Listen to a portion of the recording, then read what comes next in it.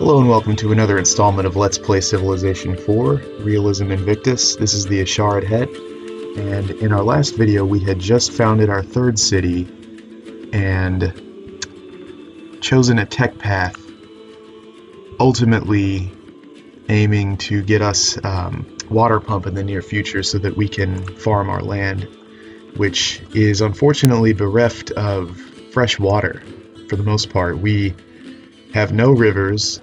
We have one lake here, which the only workable flat tile it irrigates in our capital is covered by jungle, which itself will require a water pump to remove, which is of course the same tech we're going for anyway, but beside the point. Unlike other civs here, we don't really have not only do we not have fresh water, we don't even have dry cereal bonuses to farm. So, and as you can see, many of the cities we've encountered have significantly higher population levels than our own. The only way to rectify that is to acquire food, and I do need to settle this spot. It most likely won't succumb to the same fate, because this wine resource will generate a small food bonus, a small food surplus that is, and then the fish as well, and then it will be next to fresh water here. And in addition to, prior to water pump, being able to build farms in the first place with irrigation, if you have irrigation, it's also an additional food, whether or not you need it. So, as you can see here, +1 food with irrigation for the farm, and then another one altogether from irrigation systems, but that doesn't nullify the one that you would inherently have if you had fresh water to begin with. Okay, so once this horseman is done, the chariot and the horseman probably will be enough to defeat slave revolts that occur. We're looking at 30 turns settler here, 18 turns to grow. I probably don't want to interrupt that. As long as we can work one more food with the next citizen, we'll be able to remain stagnant. I will probably go ahead and build a cottage, or actually work the gold mine directly, because it's within range. The problem with that is actually I would be in a food deficit if I did so, so I wouldn't be able to. Oh, I'm stupid. Once we get this cow improved, we will be able to work the gold, which that's 6 commerce per turn, which is, in the early game like this, rather substantial. Okay, we'll go for the pyramids here. Given the amount of time required to complete this project, building a settler in the capital is probably not advisable. Well, 18 turns to grow, 15 for pyramids. Yeah, if we make it to pyramids, I'll build a settler here next, get this spot settled, and I think that'll be all the cities I found for quite some time. Okay, so tech-wise, math in 17 turns.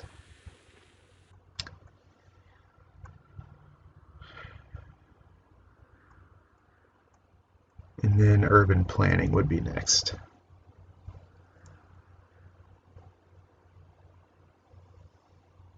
Yeah, I might even go for the hanging gardens. I normally don't build this many wonders, but it has a bonus for limestone and masonry materials, by which time we might be able to have this second limestone source connected, and so we would get both of those bonuses.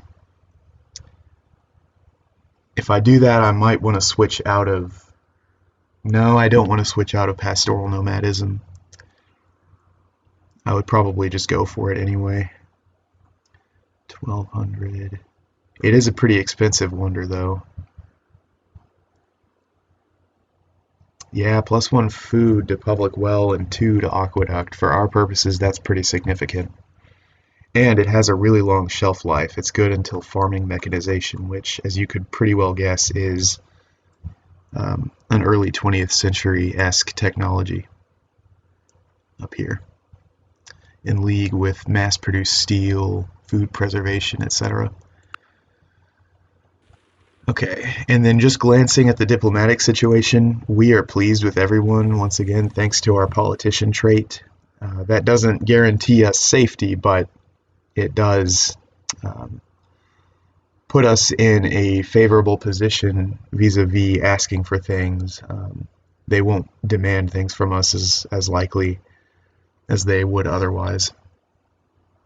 In fact, let me go ahead and see if anyone dislikes anyone else. It's a good idea to keep an eye on this. So Askia dislikes Poland. Is that mutual? It is not mutual. Pakel dislikes the Celts, their neighbor to the north. Pleased with Rome, their neighbor to the south. Cautious with everyone else. Okay. Rome is on good terms with just about everyone. Mongols, no enemies. Same with India. Okay, so Poland and the Maya, West Africa and Poland, those are the only negative relationships that exist right now. I do expect that'll sour over time. It's pretty early in the game, but a bunch of religions were just founded. And as you can assume, we have some zealot leaders here who take it seriously. Rome is Jewish, so he will probably try to spread that and become enemies with people who are not in the fold. Yeah, I'm not really planning to do anything right now diplomatically, but it's a good idea to stop and take a careful look at it every now and then. See, the West Africans will trade wine, which we are about to get anyway, so it's not something I would look for, but you want to see who has what.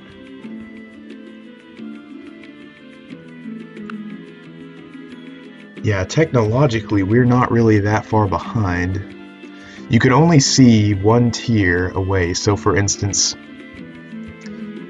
we know he has priesthood, and we don't. But if he were, for instance, to also have ritual, it might say he can research it, which means he doesn't already have that. Otherwise, aside from the combinatorics you can deduce from seeing what they can research and then one tier of what they have that you don't, you can't see precisely what technology they have. If you have enough espionage, and I do, once again, because of politician, you can see what they're currently researching, which is pretty handy.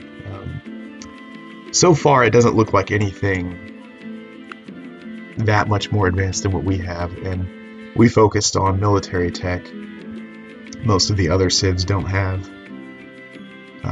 to the same extent as us, and in fact, we have at least one military tech on everyone, which is a pretty good situation to be in. Once we get that limestone set up, I need to see where that kiln is. Masonry materials.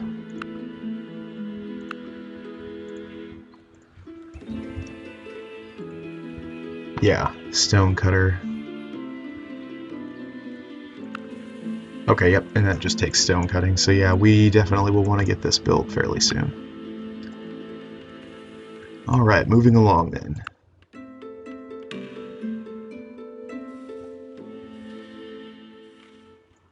See if my former prediction is right that we can get out of here before getting caught. I believe by default it's an 8% chance every turn that you'll get caught. And as said, having the same religion and having open borders each reduce that chance slightly. Okay, I'll build one more horseman while we grow to level 3 here. And then I'll keep them in a stack.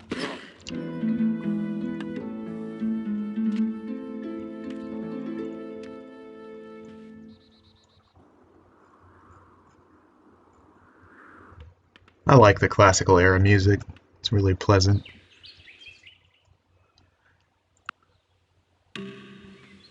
Okay.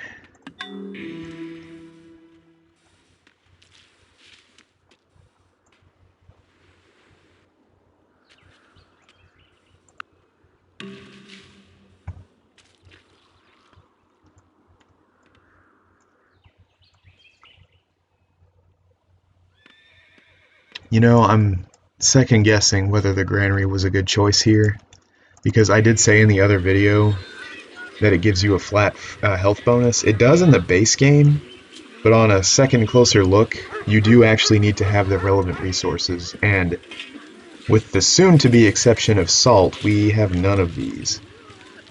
The storing 30% of growth is still valuable, so I'll go through with it, but just a comment on a previous statement that I had made there. And right now we're looking at 13 turns until we get the salt. And yeah, he had his third border pop, as I mentioned, but it doesn't spread diagonally, so this is still up for grabs. Okay, now what's this? Battering ram and chariot that we saw last time.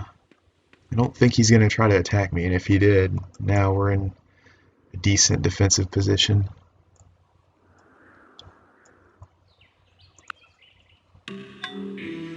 Wonder what he's doing.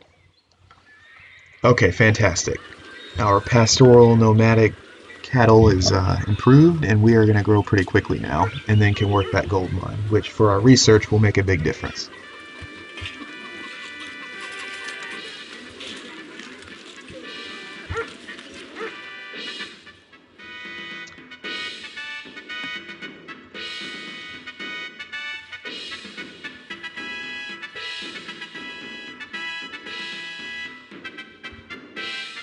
Nine turns till mids. Yeah, the improvement construction time, even though they scaled the game to have many more turns, the amount of time, even relatively speaking, that it takes to build improvements is quite a bit higher.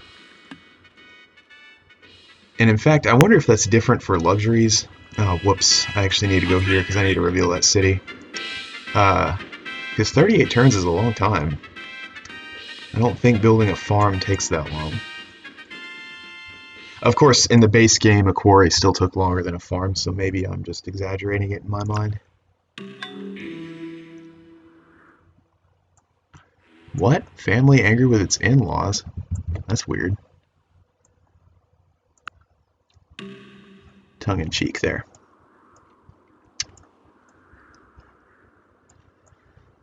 Okay. All right. Okay, now is a good time to briefly mention the separatism mechanic. You can see this black fist with the POW comic book icon around it. A number of factors influence a separatism chance, which is literally a revolt risk that your city will actually secede from your empire. This was something lacking in base Civilization 4, which adds a lot of difficulty and a good deal of complexity, but also a lot of dynamic strategic depth. It makes the game a lot more enjoyable. Not only do you have to worry about being conquered and invaded, but if you overextend or neglect happiness, something you could get away with beforehand, as long as your interior, was safe because of strong borders, you could make them as unhappy as you felt like it, and the only consequence was lost productivity. Now, they can actually secede. They can secede and join another civilization as a vassal, or attack you even. You can have a crown jewel city that ends up falling because you let it grow too large without providing for it, letting it get unhappy. And there are a number of factors that influence this. The primary mechanic, though, is the strength of your garrison. Let me turn the music down just a little bit. It's probably louder for you than for me. It always sounds quiet and then in the video seems normal. But the primary mechanic is the strength of your garrison. Any excess unhappiness, in fact unhappiness overall, even if it's not excess, as we can see we have a limit of 6 but an absolute unhappiness of 5, generates separatism, which we can see in a breakdown here. Unhappiness, oh pardon me, it is only excess unhappiness that contributes to separatism, but unhealthiness does. We can see for every sick face there's 2 separatism generated, so we have a total of 8 here, and our garrison of only 1 unit reduces that by 6, giving us a net separatism of 2. There are separatism eras, depending upon the average era of all civs in the game rounded down. These input values change slightly. Right now, each unit reduces separatism by 6. If we have a state religion, it reduces it by 50%. And I'm actually not sure what this culture means in this case, because obviously the city is exclusively our culture. But suffice it to say for now, because they're sick, they're unruly, and I'm going to need more of a garrison, tying down more resources to keep this city from having even a risk of revolt. And if it gets high enough, then there will be an event panel that asks you how you want to respond to that. The better options are only available with more advanced government civics. Since we have tribal union, none of them will be available to us. So if we get that event message, we're basically going to have to double down on just garrisoning more. So yeah, there's another reason to have a decent garrison in all of your cities, but that is one of the major mechanics that is worth pointing out since it's relevant to our game now. For now, because I really just don't even want to mess with 2% odds, I'm going to go ahead and put this cavalry here. Now we should have negative 16 by the math.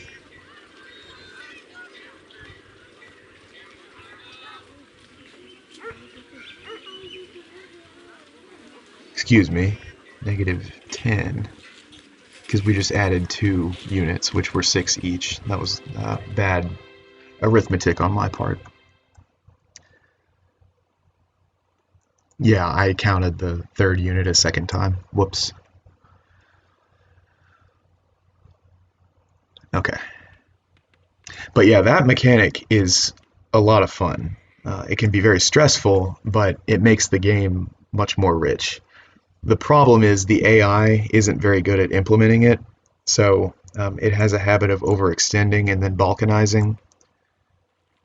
It's hard enough as it is to win on higher difficulties, so I'm okay with it.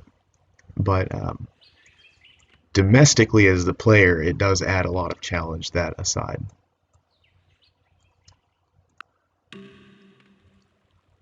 Okay, so yeah, now we have this city revealed, and as I mentioned previously, we'll know its population for the rest of the game. Let's see if we can make it through Rome without getting caught one more time. Well, no, let's reveal this city here. Be good at exploring.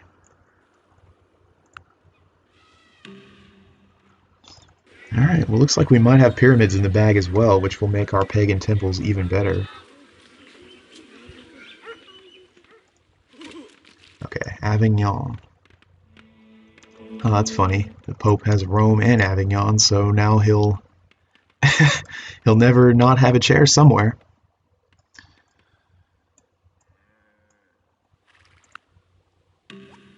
Okay, so actually this may have been a better time to mention the mechanic, because this changes some of the variables on separatism, but I'll go ahead and read it just for fun. So the Bronze Age collapse. The reasons for the Bronze Age collapse are still not totally understood. Yet it is a fact that around 1200 BC, many states that dominated the Bronze Age underwent a major crisis, often with catastrophic consequences. It also coincided with large movements of peoples previously unseen in the historical records. This turmoil resulted in the political map of the Old World being almost totally redrawn within the next 2 centuries. This paved the way for the rise of the new powers that would define the classical antiquity, powers no longer built around local tribal allegiances, but rather on new concepts of imperial rule. Definitions of statehood change over time.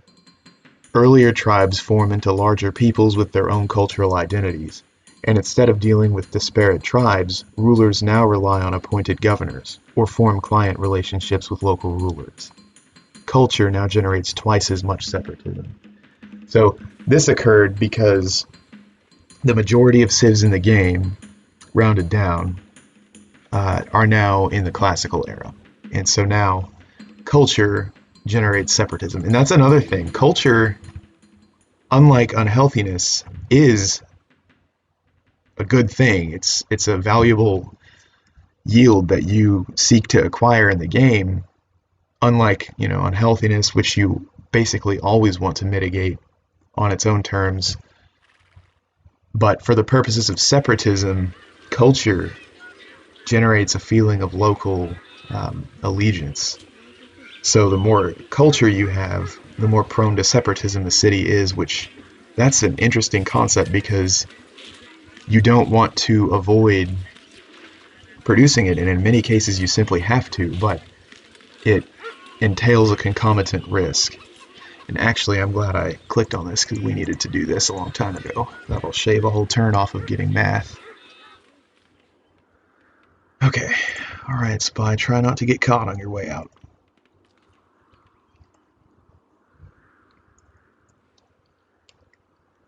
It's kind of nice, though, if the Mongols do try to attack their way out of here, the Maya are a more likely first target than us. Good to have a little bit of a friendly buffer there.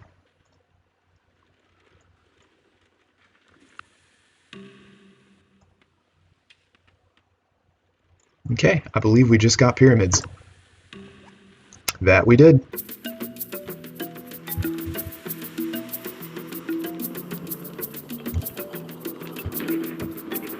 This is, of course, the default movie from the game. The added wonders don't all have movies, but some of them do.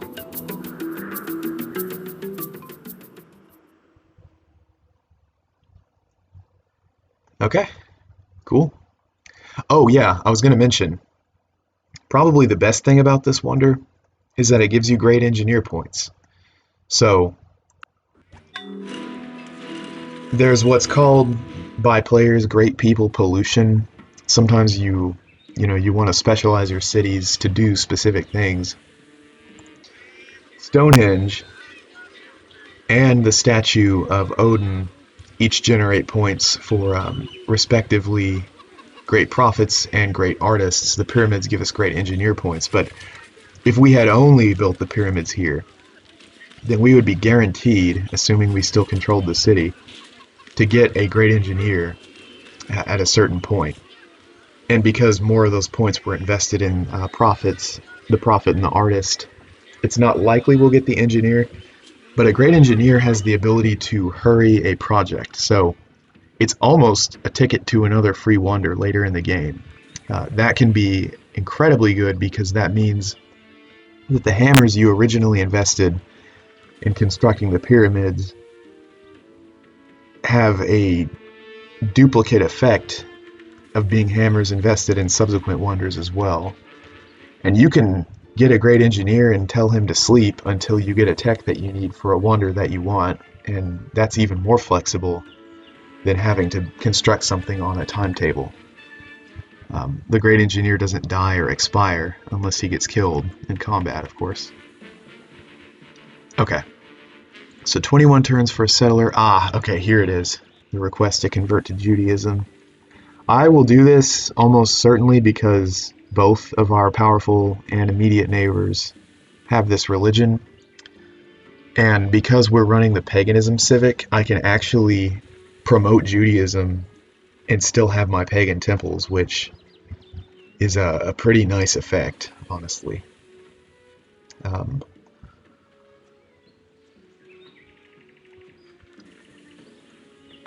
I said no, but I can still do it in my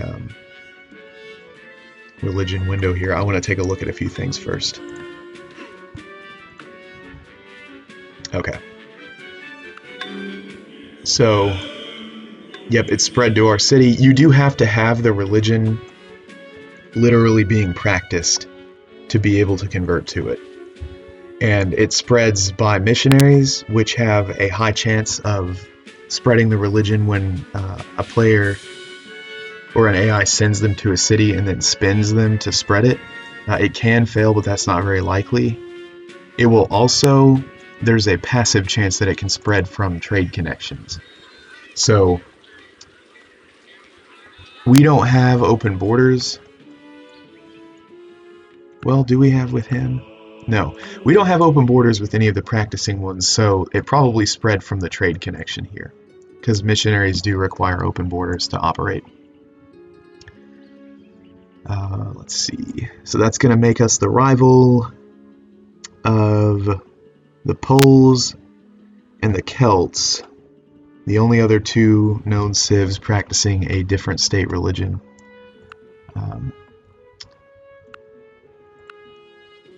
Yeah. Yep. Good thing it spread right after we built the pyramids, because I probably would have waited to get them done anyway. And cities that have that religion have one more culture and one more happiness from it, if that's your state religion. So, all right, we're switching to Judaism here.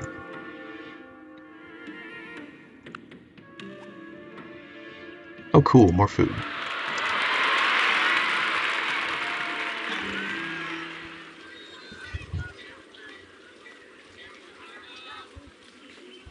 All right.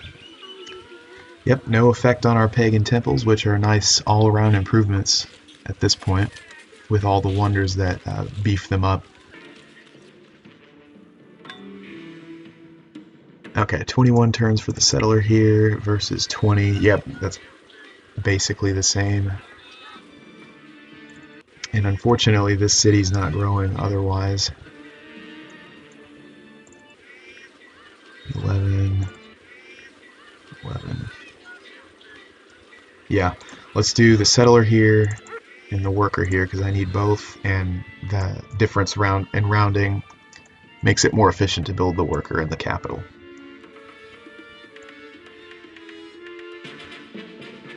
Yeah, and we'll build here.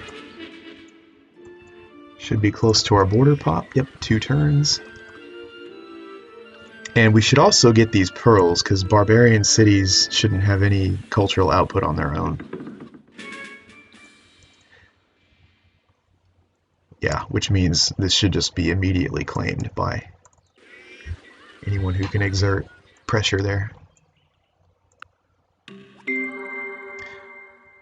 Nur mit Hilfe der Mathematik kann man wirklich wissen, denn in jeder Wissenschaft ist nur so viel an Wahrheit enthalten, wie in ihr Mathematik steckt. Okay, here would be a good time to mention 2 other things as well. In addition to the great works of art that I mentioned at the beginning, there are also great works of science, which in principle function the same way. They are enabled by a certain tech, discontinued with another, and then obsoleted with another. And I actually didn't comment on that distinction before. Discontinued means you can't build them anymore. Obsolete means that the effect is nullified. So if we had built Aristotle's Physica here, we would need a library in the first place. We would not be able to acquire it, for lack of a better word, once we have paper.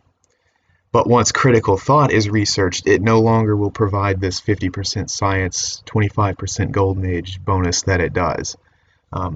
So there's a dual layer effect there, which is quite interesting. But in addition to art eras, one could think of scientific eras that are unlocked by certain texts. In the classical era, it's mathematics.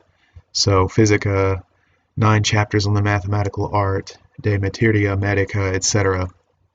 These are all unlocked by math, discontinued with paper. And as with the art eras, they are, one quantity items. Whoever gets it, and then no one else can. So that does sort of nicely simulates a sense of scientific competition within each era. And as you can see, these are all pretty significant. Any kind of 50% bonus is pretty huge. But since they're temporary, it's not going to be, game breaking. If you get a couple of them, you would have to acquire some advantage and then exploit it appropriately. And then the other thing I was going to mention is, as with Great Wonders, there's also Great Wonder units. This Heliopolis has an insane bonus attacking cities, but it can't traverse jungle, swamp, forest.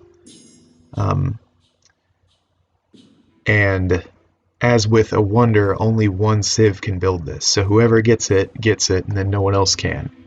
And each era has one. The industrial era actually has two different ones, but so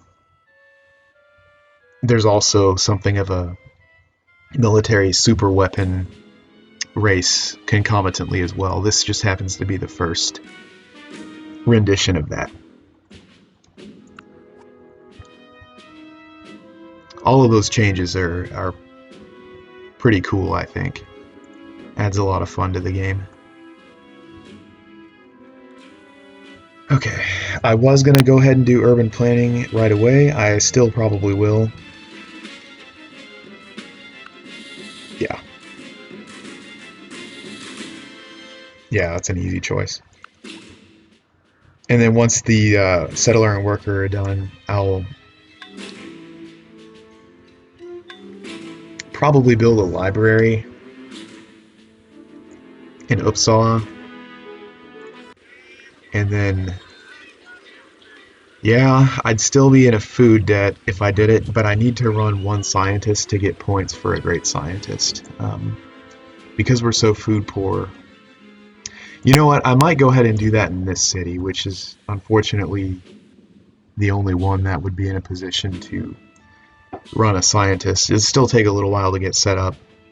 But as with the wonders generating points, if you have a specialist that you run in a city, it'll generate points towards its relevant great person.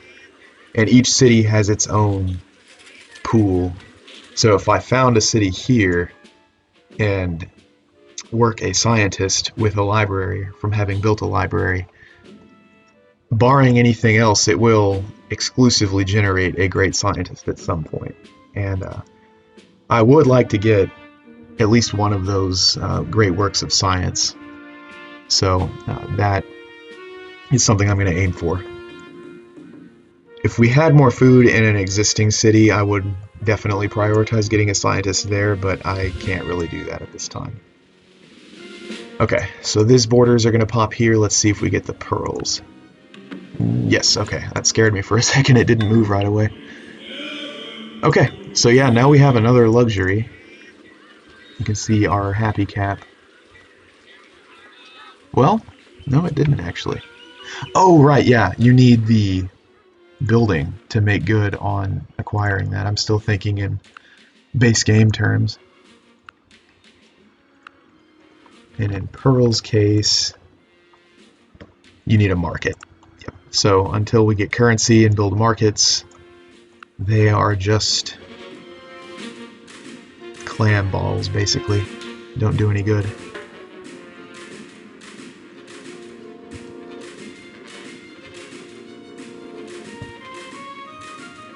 Okay.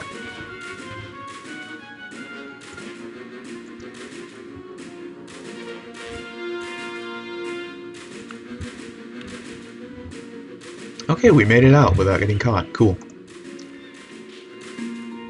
I'm just going to keep exploring with that spy until we do.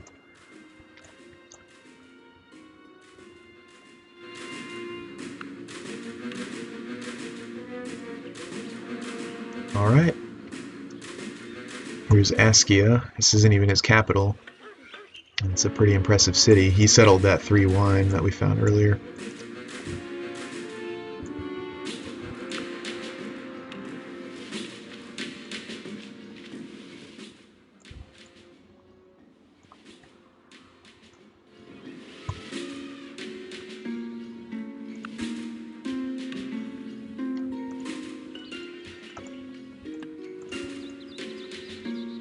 Sometimes that movement path selection gets stuck. I don't know why.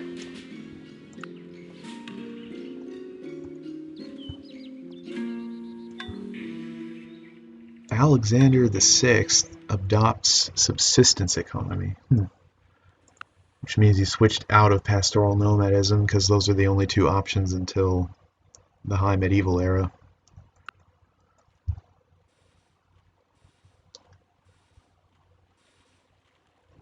Weird, he doesn't really have anything to farm. Wonder why he did that. He's got a camp here, pasture here, pasture here. Oh well, sometimes the AI is stupid. Sometimes the player is stupid, as you've already witnessed. Okay.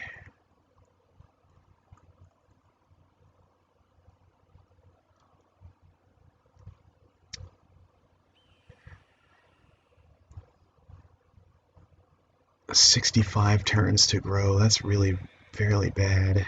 I'm going to build a library. We need to keep cultural pressure on him. I thought about a worker, but we don't really have a demand for the same amount of improvements as we would in another game where there was actual food. And this is his capital, so he's likely to exert a decent amount of cultural pressure. For some reason, though, he doesn't even have Judaism in his capital, and that's his state religion. Very odd. And he did have a missionary, so he didn't send it to his capital, or that missionary failed.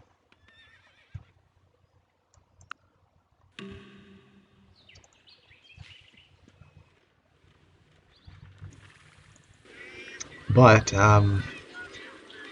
for our purposes, that's pretty good, because if he did, it would be even more culture for him.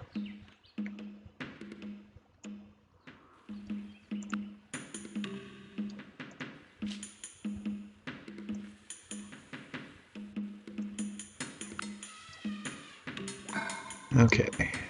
Yeah.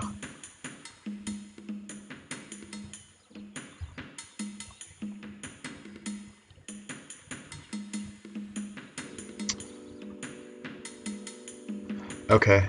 Yeah, fishing docks is a no-brainer, but I'm going to go ahead and improve this other limestone. And we'll go for the hanging gardens because we really need that food bonus. And then if we get the masonry materials, that'll be even more of a boost to construction speed.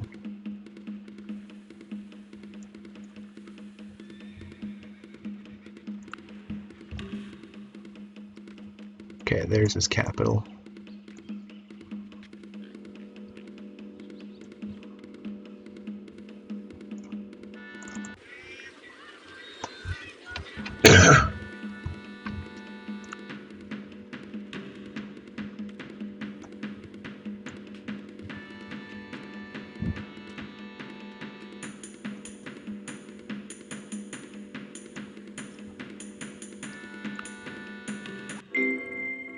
I found Rome a city of bricks and left it a city of marble.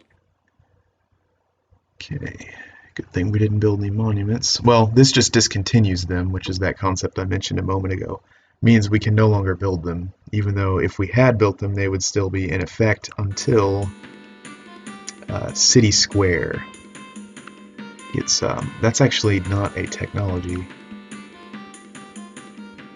Yeah, so if you build a city square, the monument doesn't do anything. Okay, now we have... No, I want to keep traditional custom. Honestly, I think civil service is a little weak. I never really saw the appeal of this one.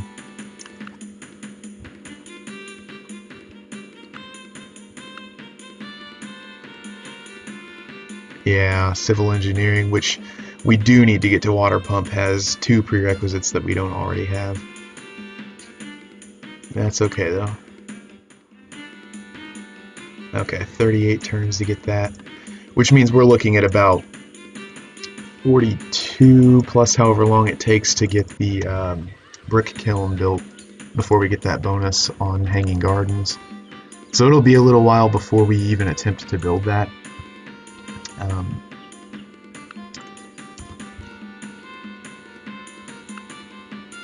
Yeah, you need the 2 to even build this in the first place, I think. However, I don't think anyone has urban planning. So as it stands right now, yeah, they don't. No one could already be working on it, so we've got a little bit of time.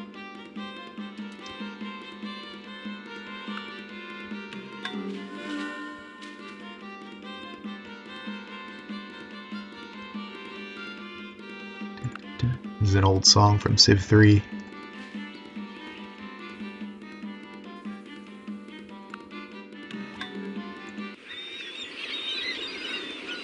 That's weird.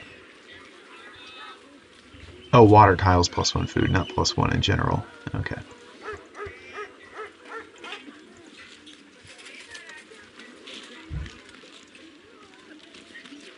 Okay. I'm gonna go ahead and build some archers. Get them garrisoned in my various cities. Especially here, so we can keep our horse units independent of having to garrison. That way when they leave to kill slave revolts, they don't leave the city with a revolt risk. Okay, Tomb of Mausoleos has been built. You know, I'm not actually familiar with what that one does. Oh, okay, yeah, I thought so. Golden Age length improvement. Just like in the base game. Obsolete with church architecture, so that really only applies until the medieval era. It's kind of a weak wonder. Golden Ages in the ancient world aren't that big of a deal. Okay.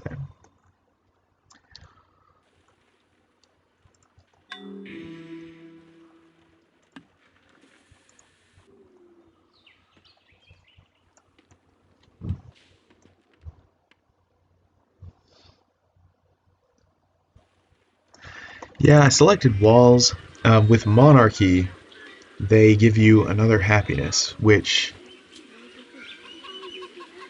we do have plenty of luxury resources, so once we have currency, happiness is probably going to be less of a barrier than food.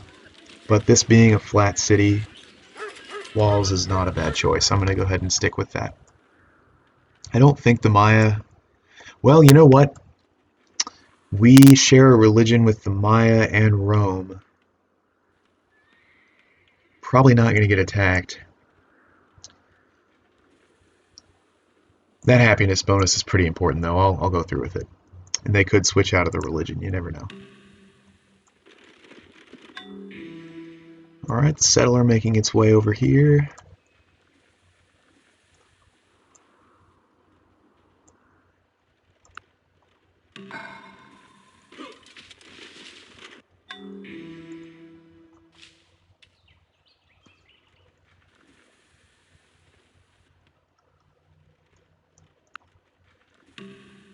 Okay, alright.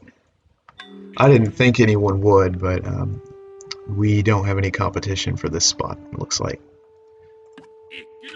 Okay, that city's going to cost us an extra 6 per turn. Just comment on the value of settling at great profit. That was 5 per turn. We'd be looking at minus 13 right now, otherwise.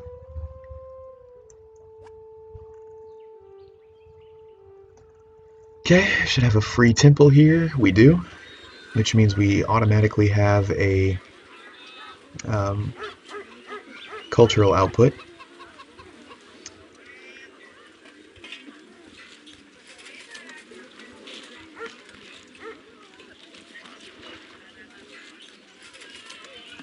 Yep, I'm gonna get that scientist early.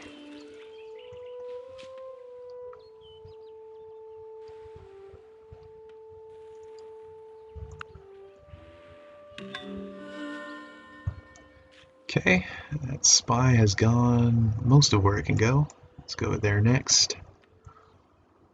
So a good deal of the geography here has been revealed. There are resources that are only revealed with certain texts, like sulfur, coal, aluminum, uranium. So, just so you know. we can't see those yet, obviously. Ah, yes, I forgot. No longer can you just found cities with no garrison, so it already has a 2% separatism risk. I'm going to go ahead and move these horses here. It would be my luck if they revolt on 2%, but you never know. Wer das Schwert nimmt, der soll durchs Schwert umkommen. Yeah, this requires math and metal casting. That's why it showed up twice. Okay, now it doesn't have any revolt risk.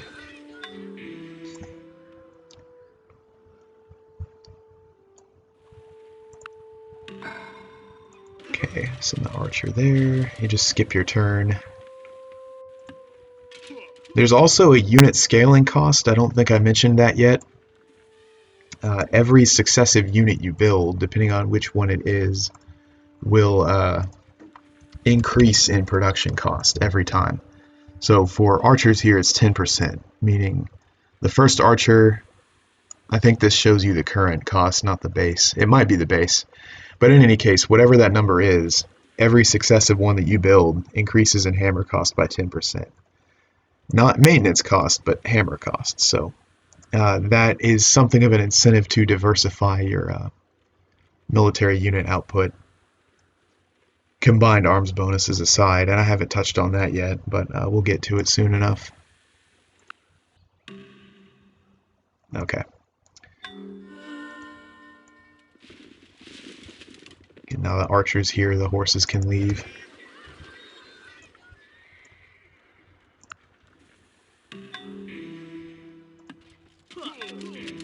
Two scouts stacked together.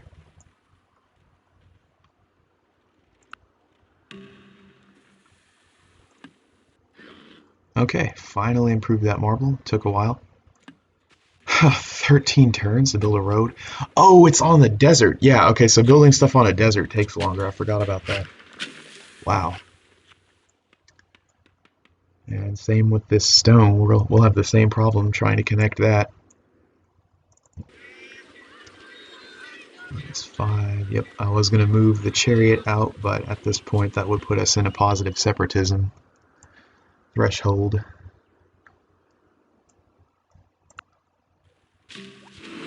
Alright, great artist. So, yeah, we can establish one of these ancient works of art, which will be discontinued with church architecture, and that is, pretty sure I passed it. Yep. That's a medieval tech. It would be a little while before that happened. They do have a pretty big per turn bonus. You can modify. Yeah, I never really looked into these ancient ones, what they do.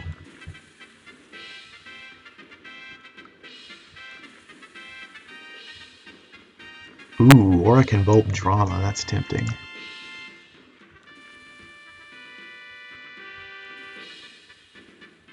"12 turns, which would allow us to build theaters."